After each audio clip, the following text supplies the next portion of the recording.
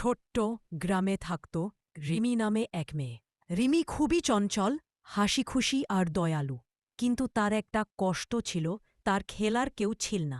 মা বাবা সারাদিন কাজে ব্যস্ত, তাই রিমি একাই আঙিনায় খেলত। একদিন সকালে রিমি উঠেই শুনল, টিং টিং টিং, আমি টিয়া, আমি টিয়া। রিমি অবাক হয়ে দেখতে একটা সবুজ টিয়া পাখি জানালার পাশে বসে কথা বলছে। রিমি মুগ্ধ হয়ে বলে, তুমি কথা বলতে পারো? টিয়া হেসে উত্তর দিল, অবশ্যই, আমি তো কথা বলার চ্যাম্পিয়ন। রিমি হাসল, দৌড়ে গিয়ে কিছু চাল ডাল এনে টিয়াকে খাওয়াল। তারপর থেকে তারা প্রতিদিন দেখা করত। রিমি তাকে নাম দিল মিঠু। দিন যায়, দুজনের বন্ধুত্ব আরও গাঢ় হয়। মিঠু রিমির পাশে বসে গল্প শোনে, গান গায়, রিমি আমার বন্ধুরে, চলো যাই মাঠে ঘুরে রে। একদিন দুপুরে হঠাৎ ঝোর বৃষ্টি এল, বজ্রপাত, ঝোরের হাওয়া, গাছের ডাল ভেঙে পড়ছে। রিমি ঘরের ভেতরে, কিন্তু মিঠু বাইরে উড়ে বেড়াচ্ছে।